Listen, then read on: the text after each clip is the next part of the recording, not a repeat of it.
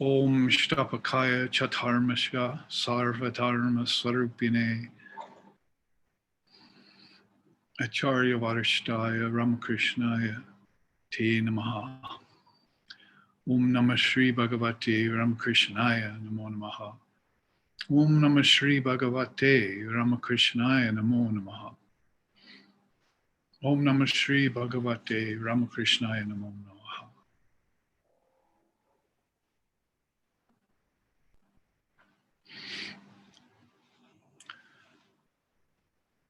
And so our Saturday is together. As last week, we've been throughout the week meeting together on the new website and also carrying on our spiritual life in difficult times where we're not able to see each other very well or in person.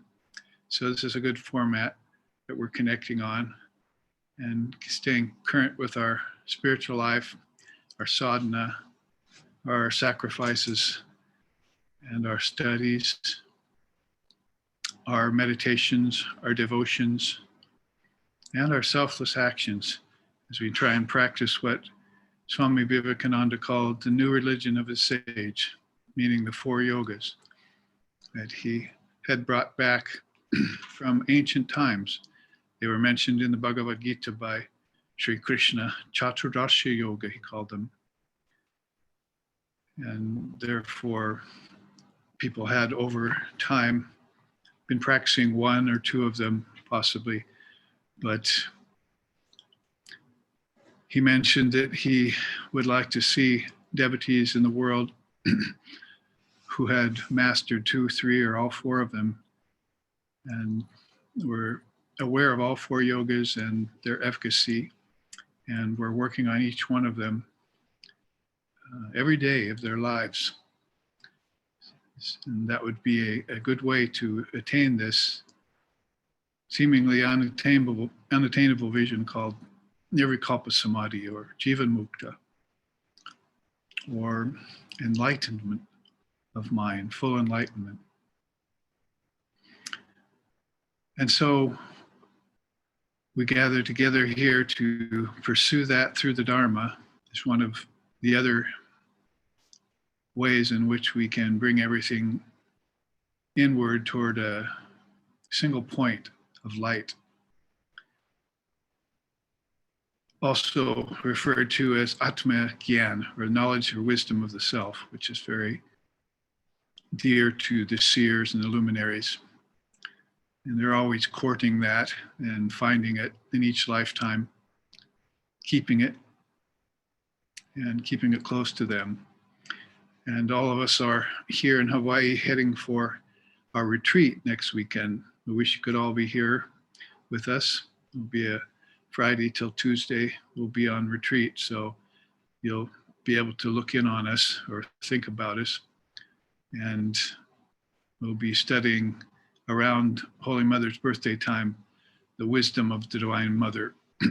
I've got a few surprises for people coming to that retreat that are more than just what the advertising has made it out to be, which is, of course, a study of the Sri Sharda Vijnana Gita. But I've brought in some deeper Divine Mother wisdom that's more esoteric.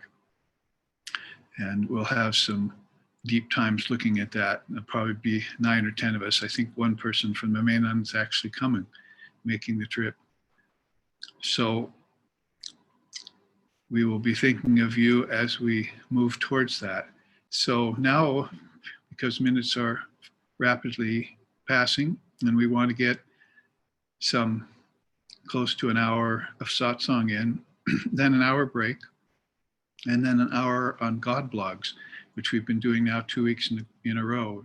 People have been telling me they really appreciate that. They can look up on the site, read a 3 or 4 paragraph teaching and take it with them and into their days and meditate on it, and then think about it all week, maybe pick up a few more, and then attend the God blog session on Saturday and talk about it, take it apart.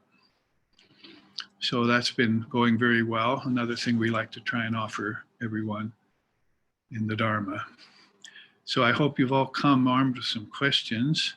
And as people begin to arrive from other areas of the world, as we all can be on the same screen at least, if not in the same room, the same country. So I'm opening then the floor for some satsang questions that we can entertain.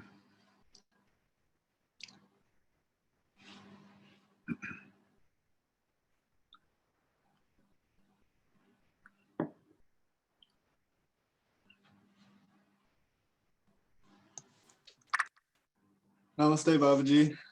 I have been wanting to ask you about Viveka, just discrimination and where it happens within you. Is it initially happening in the intellect and then evolving into just mature Viveka being purely happening in the witness consciousness? Because I assume eventually you need to be discriminating away your intellect. So that couldn't necessarily happen from the intellect. So I'm just wondering what you could say about that. Yes, very interesting point and quite humorous actually. Probably do not want to discriminate away your intellect so soon in the game. Of course, when we say discriminate away the senses and the ego and all the things that come in line in the neti process, away really means just disidentifying with them as the absolute reality, and then therefore being able to turn to the Atman within without any shields or coverings or obstacles in the way. So it's not like we talk about it in terms of dissolution of mind, but the mind's also available to take on. It's just that the dissolution process does away with a lot of impurities or uncertainties or doubts, fears, and various things that people complain about that crop up in their mind out of nowhere. And so when you do a good, strong practice of sadhana that cuts to the chase like that with the sword of wisdom that we were studying about over the past 4 weeks on Sunday, then that gets rid of a lot of the impurities and begins to give you chit or pure mind.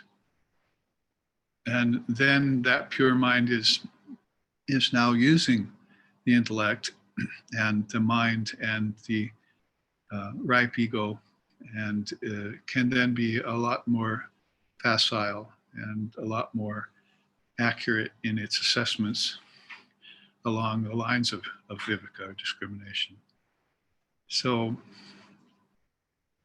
the witness consciousness probably is what will remain in all of that. And we know that the intellect will expand in its capacity to know Brahman, as we say, and the mind will become more pure, the ego will become ripened, and the thoughts will become more buoyant. And that's the fourfold mind I just cited there: chitta, buddhi, ahamkara, and manas.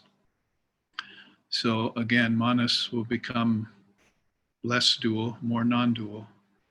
The thoughts will become more buoyant instead of heavy, and the ego will ripen and it'll turn towards being a lover of God, devotee of the Lord, mother. And then the buddhi, the intellect itself, will become sharper and more expansive. And so that's what being able to start with a strong spiritual life based in Viveka is all about. And of course, the words I'm saying are only said inside of spiritual circles, particularly Vedantic ones, although Buddhism has its own discriminatory practices too. But that will answer your final question, basically, is that yes, it does happen seemingly in the mind, but in my case, if I look back on my life, I always felt like Viveka came from my heart. So it's something that if it occurs to you in the mind, and maybe you're more of an intellectual person, and you could be running a risk there of not giving it its fullest chance. For instance, why people don't take to it now when they hear about it: renunciation, discernment, viveka, vairagya. Those kinds of words are kind of alien, and people are averse to them. But that wouldn't be the case with a person who realized that their heart longed for the vision of God, and then all of a sudden Viveka came to them. Krishna says that very thing in the Gita. He says, "For those who love me and want to come to me, I give them the discrimination by which they can." Those are the very words in the Gita. So for those who love the Lord, he gives them the viveka, the discrimination by which they can come close to him. So it sounds like love starts it off as far as the wise person is concerned. For the practitioner who doesn't have a deep connection with the Lord yet, or maybe is of a different nature, like is either seeking the formless or is still worldly and unawakened, is still sleeping spiritually, then Viveka, if it comes to a person like that, then they'll be able to utilize it to sharpen the edge of the sword and cut away some of that worldliness, or be able to hopefully make the connection between God with form and God beyond form, because having only one of those, according to Ramakrishna Vedantas anyway, is being rather one-sided. You have to have both God with form and without form, so we get the full weight of the fruit, as we know what God is in its entirety.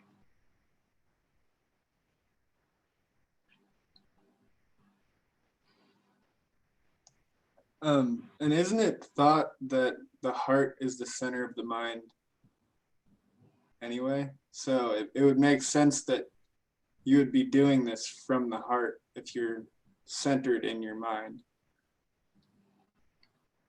Yes, of course, we run a risk of in the West, particularly in America, of people who have taken, for better use of words, the New Age perspective, that wherein the heart means emotions, and that's not the heart that Vedanta talks about at all. The heart is the Atman, and otherwise it's just an anatomical organ beating in your chest.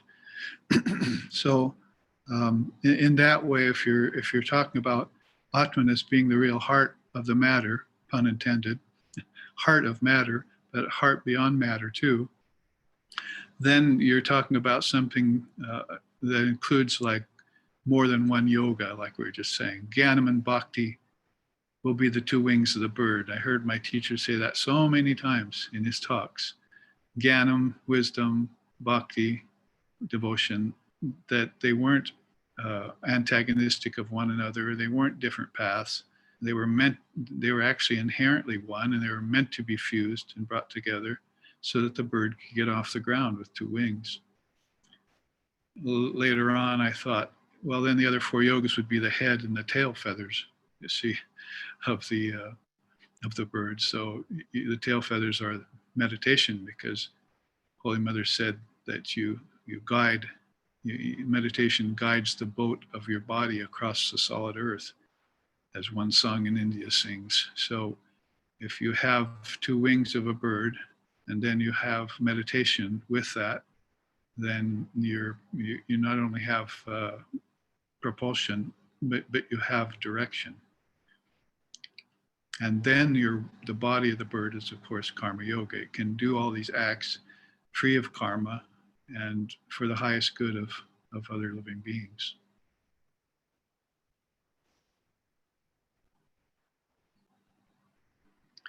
it's not really rocket science in a sense. It's but a few terms have to be learned, and you have to get in agreement with the realized souls who have come to Earth, and with the scriptures they left behind, and pick a tradition that's living, and then your own living intelligence will recognize it.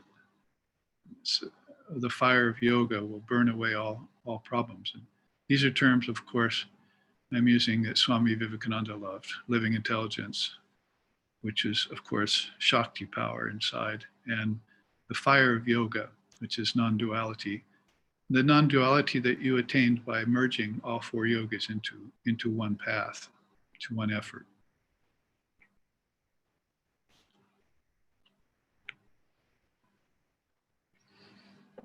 Babaji, namaste. Yes. Namaste, Babaji. Namaste. I wanted to ask you about if you could, what is the difference between a living tradition and a non-living tradition? What does this mean? Well, I think all traditions are living, and then all traditions die. I mean, Sri Krishna mentions that in the Gita again. From age to age, the yuge chadharmasya, the dharma from age to age, because of the long efflux of time, they rise and they fall.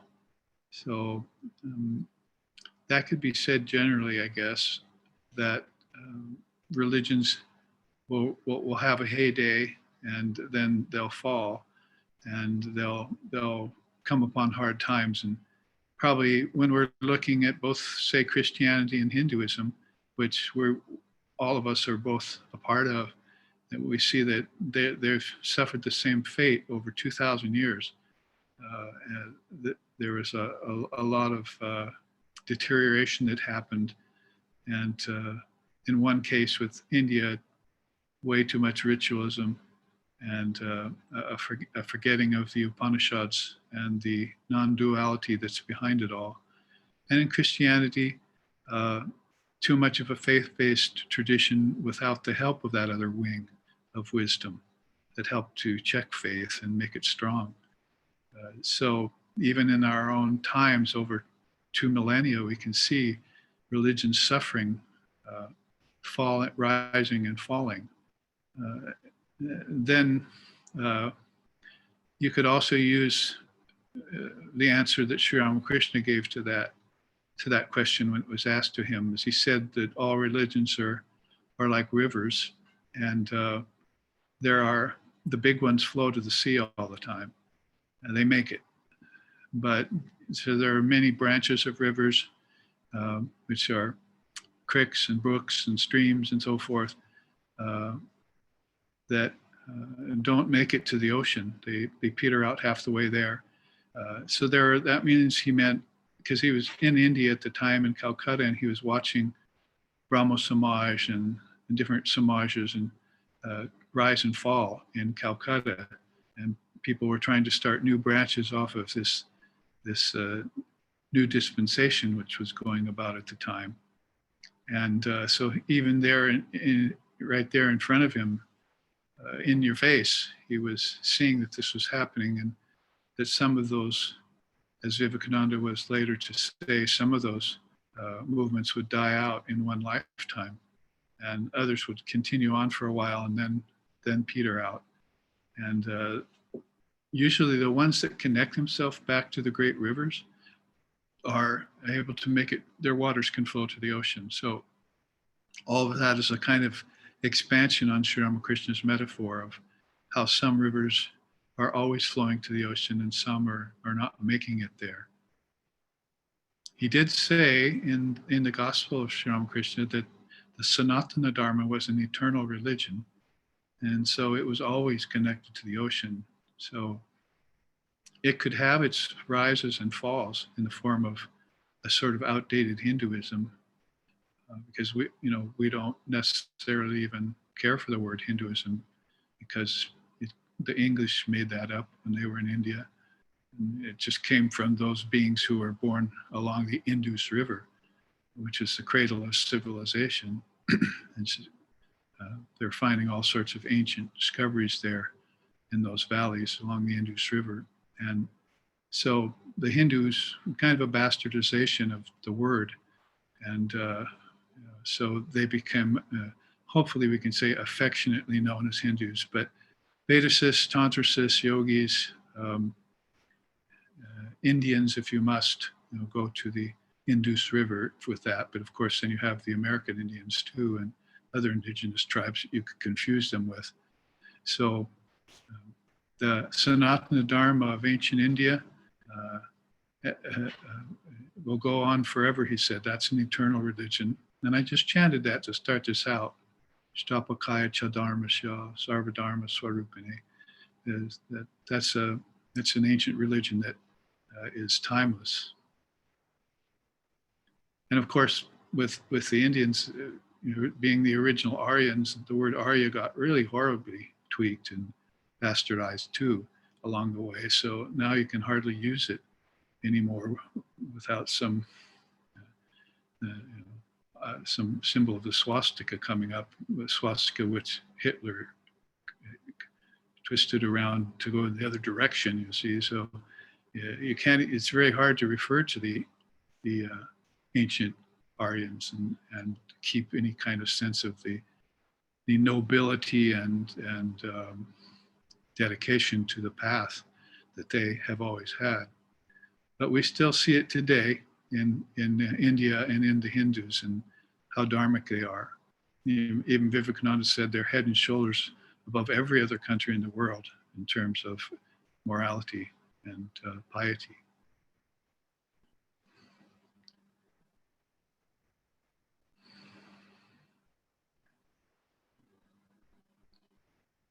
So with living religion, then living tradition, you have to keep a bit current.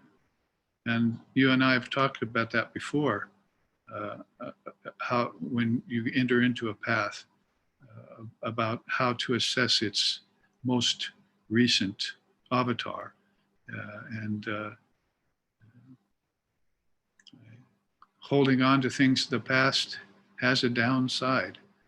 Remembering things of the past is an upside. So there you have to use your discrimination, right? So then you have Viveka that you also have to use in terms of any given religion that's going on in your day and time, and try and cut to the chase and see what's happened so that you don't just see one of these great or fail to see one of these great steamliners go by every 500 years.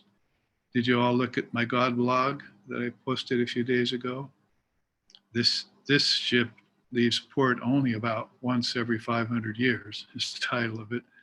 So those are those great souls who sail through the world, and as Ramakrishna said, will take hundreds and thousands of people to the farther shore. But there's millions of more people who never recognize them, never see them, never get on that ship to the farthest shore beyond all darkness. Swasti Vaha Paraya Tamasaha Parastat. The Upanishads say, you must go, Godspeed to you in going beyond to the farthest shore beyond all darkness. So you have to remain somewhat current, and your discrimination would help you with that. You should be able to pick and choose the best of what's gone in the past and in all religions, but at the same time, stay well clear and free of incrustations. I always think of some of those ships that go into port, they can't sail anymore because they have so many barnacles encrusted on their hull. So that's when a religion stops being effective and becomes a superstition. And that's how Vivekananda described our Christianity here in the West when he was here. A lot of monstrosities and a lot of superstitions, he said, and they must be destroyed if the real message of Jesus is going to come. So he said, I really love Jesus. I don't like Christianity so much. I really love Lord Buddha. I'm not that fond of Buddhism, he said. The Buddhism that he saw in India at the time, anyway. So one has to remain sharp-edged about that and take no wooden nickels or no counterfeits. And then your spiritual life can course on.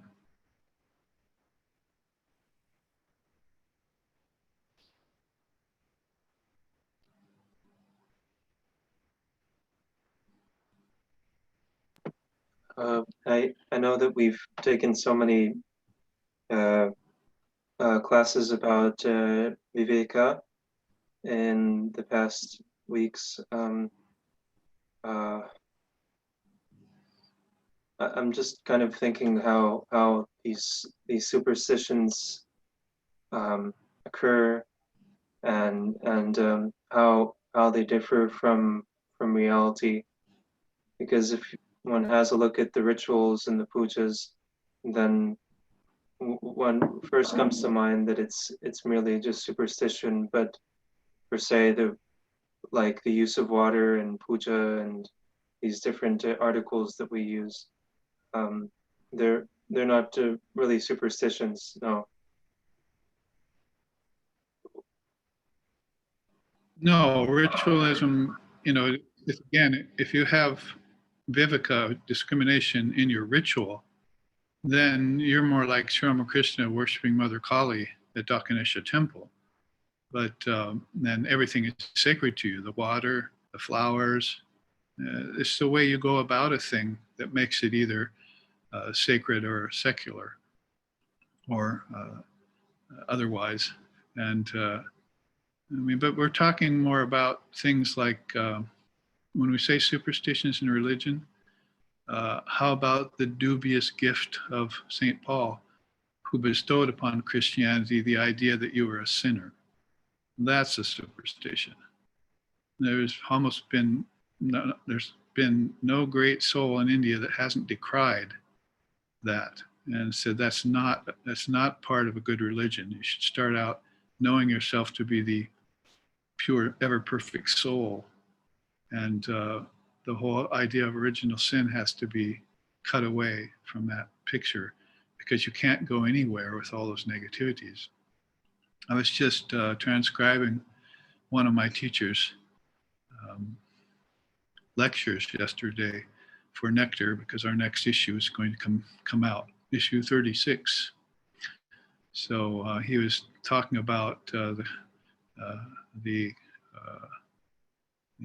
attainment of freedom, and so he was decrying that kind of so-called religious idea that man was born in sin and iniquity. So it's funny hearing him standing on the podium there. I used to see him that. He says, the Western people, because of the dubious gift of Paul, now are saying that they're born, that the church is telling them that they're sinners born in iniquity.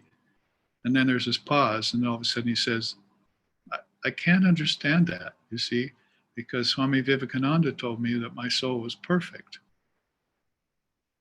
So a really beautiful part in that live lecture in Portland that he gave, where he just contrasted the two side by side, and he couldn't believe the great words of a person like Jesus, who probably never said original sin anyway. That came later. The second founder of Christianity was Paul. And so, as he said, that was when religion already started to fall, you see, when something like that came in. And that was less than 100 years when that happened.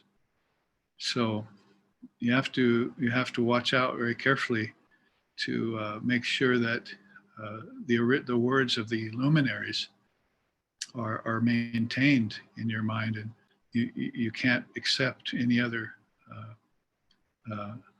downsizing or distortion. And it's the same with the scriptures. The distortions will start to appear in the scriptures then. And so that's something that you always have to use your discrimination about.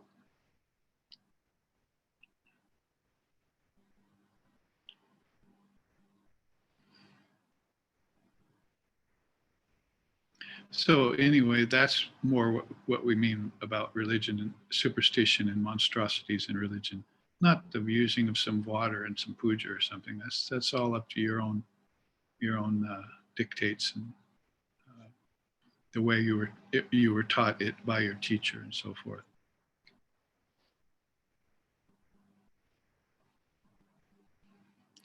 There's one of the articles in this Nectar where a Jewish man asked if he could write for Nectar, and I said sure. And so he's writing about how he feels that the Jews should borrow meditation techniques from the Indians, from the Hindus. So that his whole articles about that.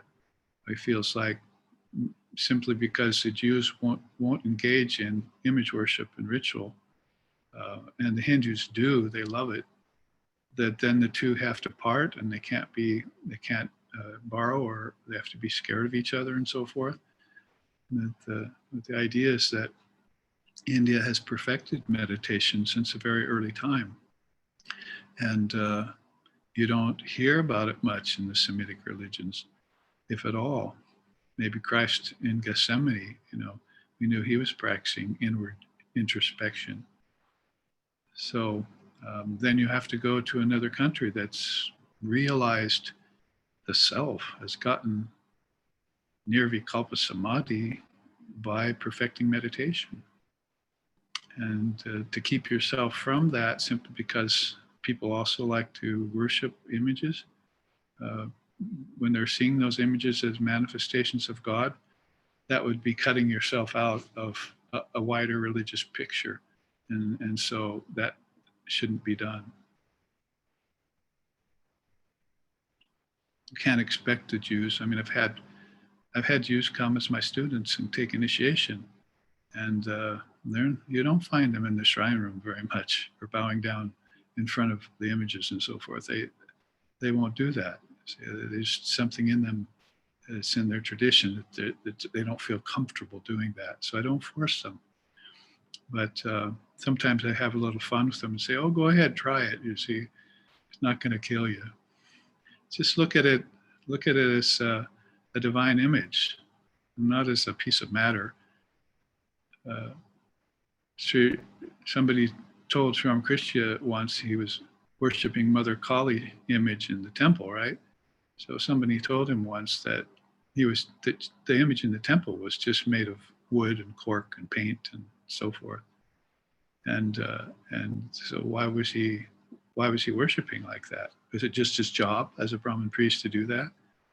Well, if it had have been, that would have been just a ritual that was ineffective and maybe dangerous. But Sri Ramakrishna responded that that was not an image of Mrinmoyi in the temple. It was an image of Chinmoyi. Mrinmoyi means made of matter, and Mayak. Chinmoyi means made of consciousness. So Sri Ramakrishna walked into the Kali temple, saw the image of Mother Kali standing there. Some of you have been to India with me and walked in and seen that very image, covered with flowers every day by pious Hindus. Sometimes you can't even see her because so many flowers and garlands have been piled on the image. Well, that doesn't sound to me to be fake worship or something detrimental. They're offering their heart's devotion. And if they're doing it in such a way that they see that image as a manifestation of consciousness, then that's all the better.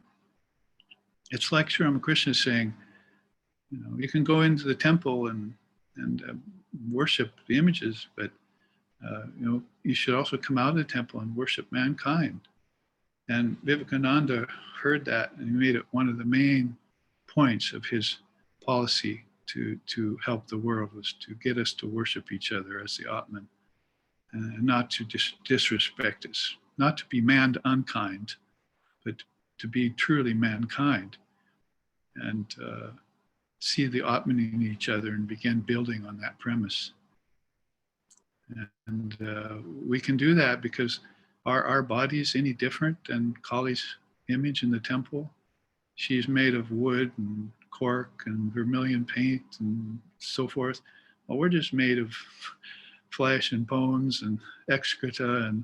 And so is it really, in a sense, neither one of them's living. The body isn't living, nor is a wooden statue living. But if we see it all as coming from consciousness and make the direct connection to consciousness, then it's going to be the better for all of us to worship the temple, like Jesus said, that the body is the temple of the Lord. And you got to keep the temple clean. There's a beautiful story Sri Ramakrishna used to tell about a wanderer who just walked into an old desecrated temple that had been given up. And he said, oh, great, I can be a priest here. No one is coming anymore. And it was dirty. Bats were in there, bat droppings all over the floor. But he decided this is his chance to be a Brahmin priest, you see. So he set up there inside the temple. And it came time for dusk to come. And he rang the bell. And the people in the nearby village were stunned. Who's in that old temple? Somebody's ringing the bell in that old temple. So they went there just out of curiosity to see.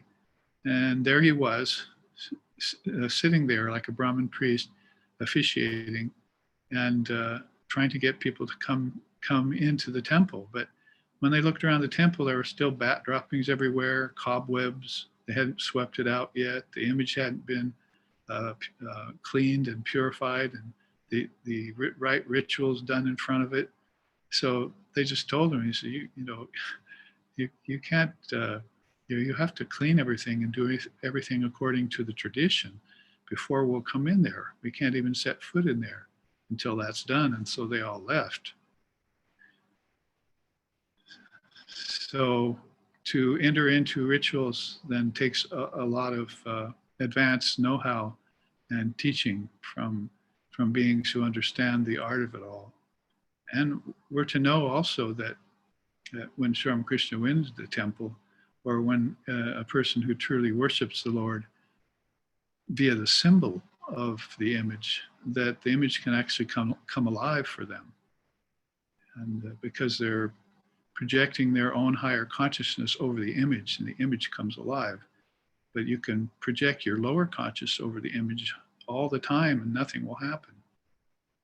So it all has to do with the level of your awareness,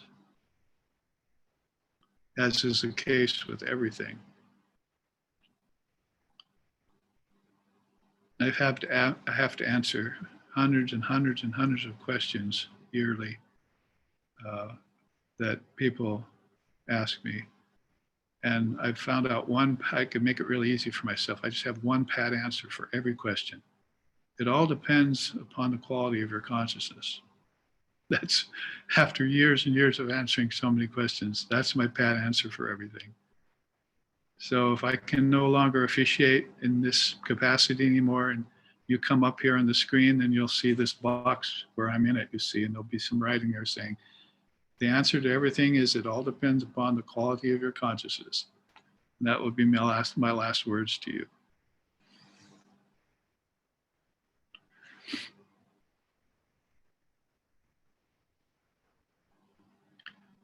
So you want to keep your consciousness high and buoyant, like we just said, the chitta. Divine Mother's one, according to Vedavyas, Father Vedanta, Divine Mother's called chitti shakti. Va chitti shakti iti, he says. She's the consciousness, the primal power which turns the involving soul back to its source and strips nature of name and form and brings the soul to its full enlightenment. That's the Father of Vedanta talking about chitti shakti, the Divine Mother.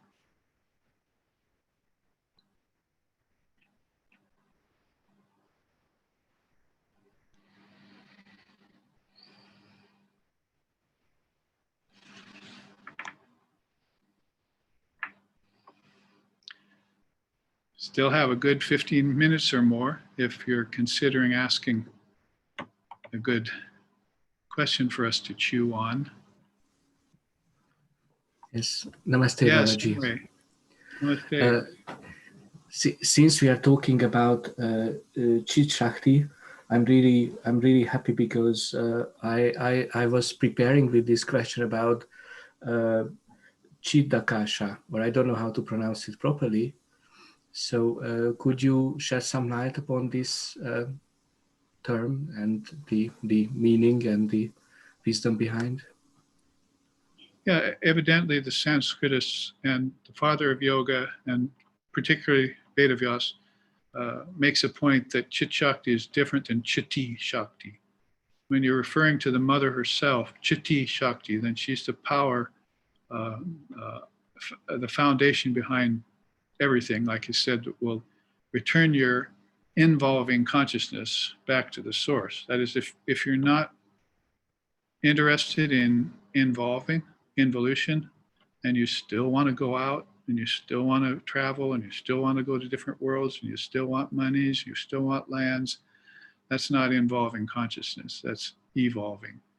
And so it'll continue to go outward. So Chitti Shakti is the one who perks up all of a sudden, and when she feels even one soul all of a sudden wanting to go back to the Lord, like mumukshutvam, had a real desire to go back to the source. So she'll come to your aid and help you to involve back to your source. Like give you a teacher that teaches you how to dissolve the tattvas or something like that. So that's Chitti Shakti, Chitti - Shakti. But Chit Shakti is the power of your thoughts. And of course, she is known as the Adi Shakti in that. She's the original power of thinking.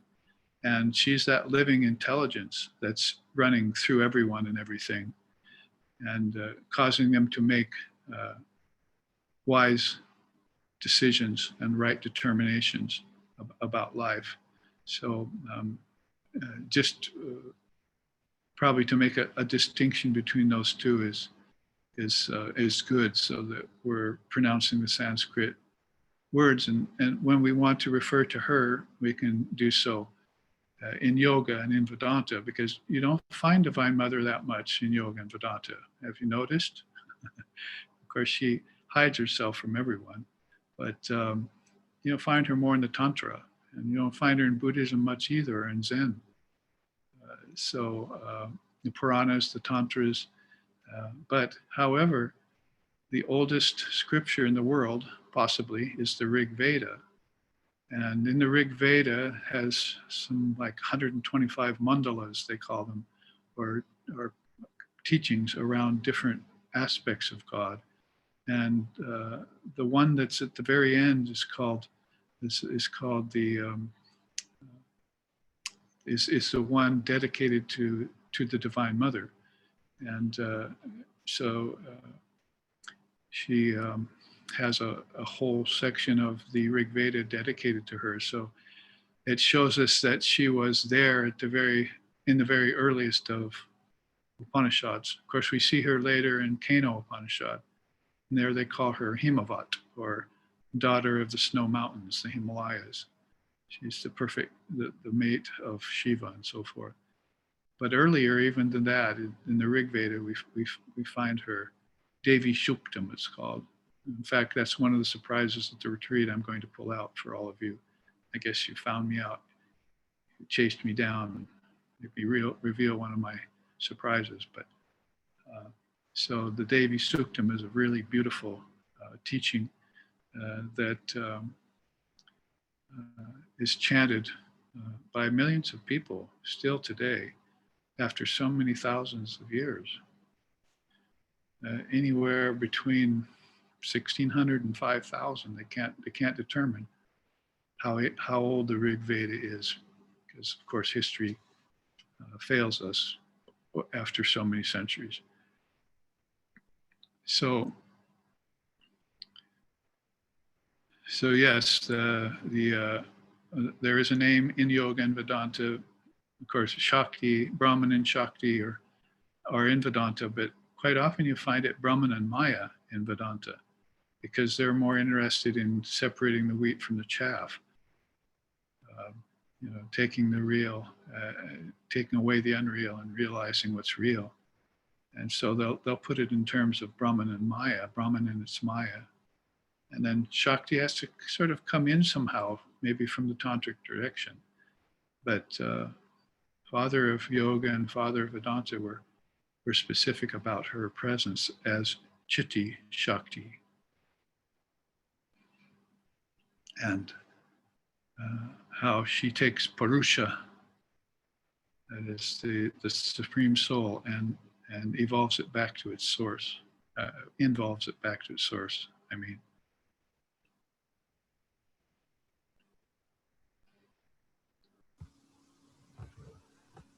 Thank you, Babaji. I think Imre was also asking about how that relates to chittakasha, or if there's a relationship with chittakasha. I'd be interested to know. Yeah, so yeah, we have to take care with the two words chit and chid. And sometimes people don't, even scholars sometimes don't make that distinction. And they'll just call it chittakasha and think that's the highest. But when you say, when you're talking about what's beyond space, akasha means space, right? And we know that there are 5 kinds of space listed in the tradition. The bhutakasha, the space of physical objects, planets. This whole universe is just physical and called the bhutakasha. And so like the Russian dolls, 5 of them that fit inside of each other, then the next space would be pranakasha, which is energy, not just kinetic and electric, but prana energy too. Science doesn't provide for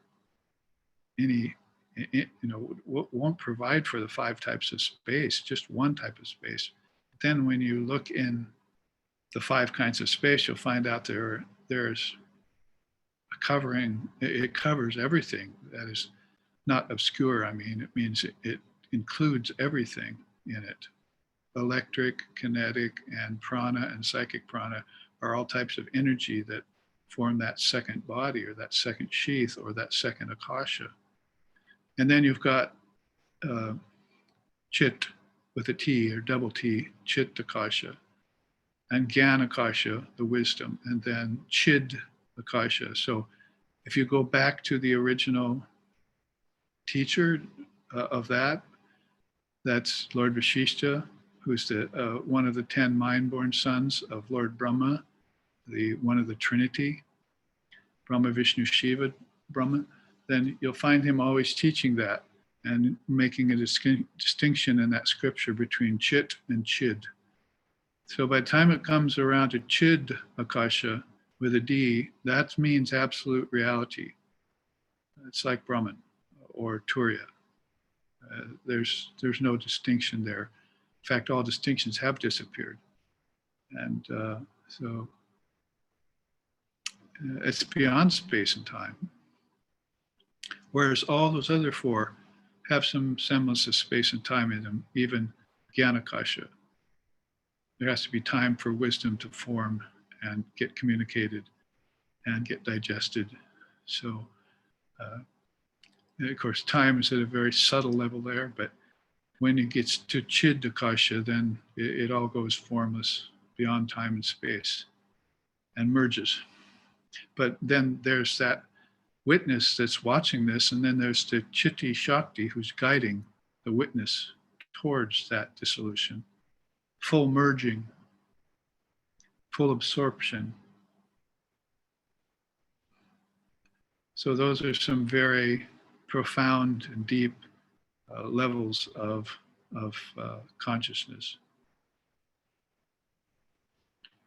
More with the capital C kind of consciousness rather than the lowercase c.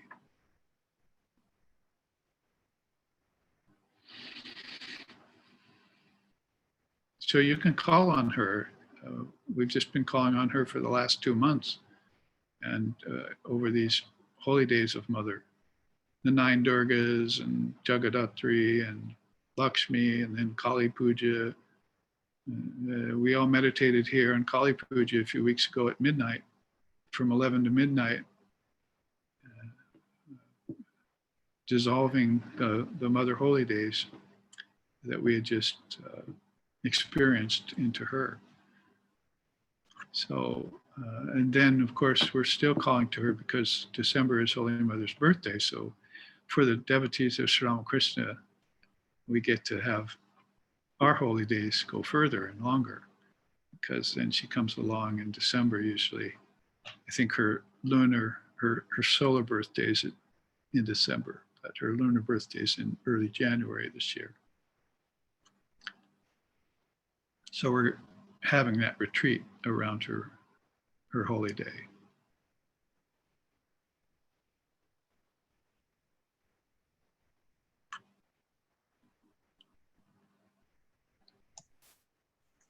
Babaji, I just wanted a little clarification on, you talked about the akashas as, and you also referred to the sheaths as using the Russian doll as an analogy or metaphor for it. But I know that that's limited because a Russian doll is matter. So is it also good to keep in mind that each of these things become more subtle, and because of their subtlety actually permeate through the grosser things at all times? Yes, of course. Yeah, these are just metaphors. They just happen to be very good ones. I haven't released that God blog yet. Playing with dolls, I'm calling it. So if a person in Europe, or I think the Russian dolls also made it big in Japan. So Japan and Russia are the two countries which really grabbed onto that Russian doll thing, and you'll find them sold in those countries. And so I'm making point in the God blog, Playing with Dolls, that any person in the world who bought their kid a set of Russian or Japanese dolls and did not explain to them what I just said about the different akashas missed a great opportunity in freeing their children, in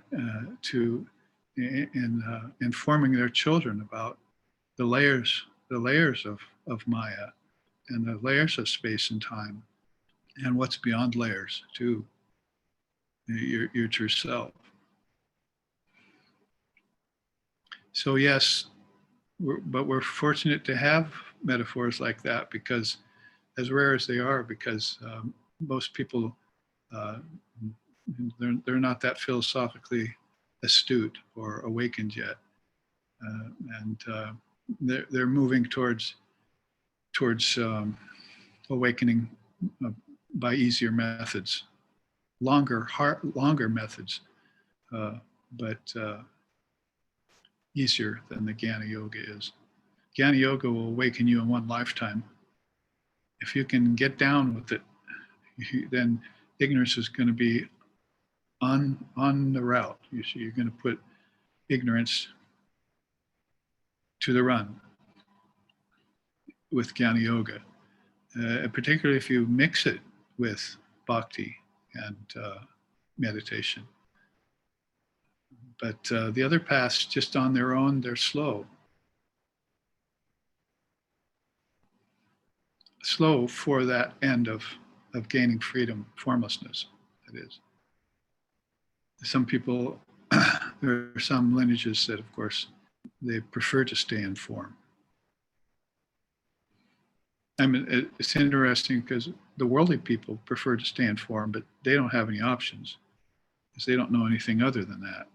But there are religious people who prefer to stay in form too, even though they know about Brahman. So what can we say?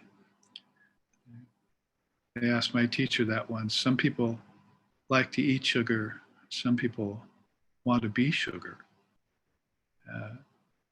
How do you explain that? He said, the people who want to eat sugar say they'd much rather eat sugar than be sugar.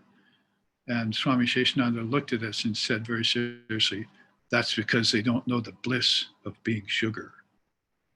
So until you find out what formlessness is like, and until you've had nirvana like Buddha had, or nirvikalpa like the Indian seers had, or a sampragyata like the yogis had, then you have really no voice in the matter,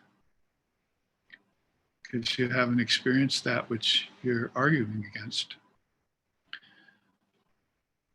And so we like the path of integrating or synthesizing the yogas, so that we can get that non-dual experience, even if we just taste it and see what it was like.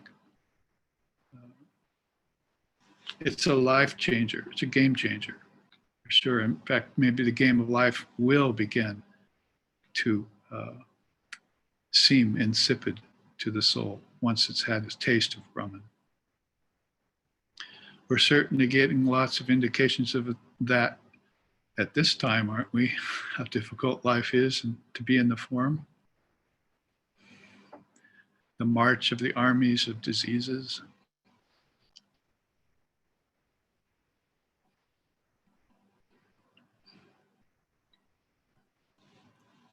Well, then we have a couple more minutes, but we have to end on time so we can go in an hour to our God blogs.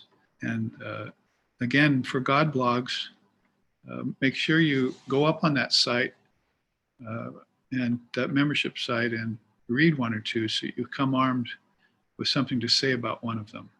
Or maybe read them all, or ask a question about one of them, or pick a favorite, and we'll look at it together on our computers. Annapurna will guide us through that particular venue.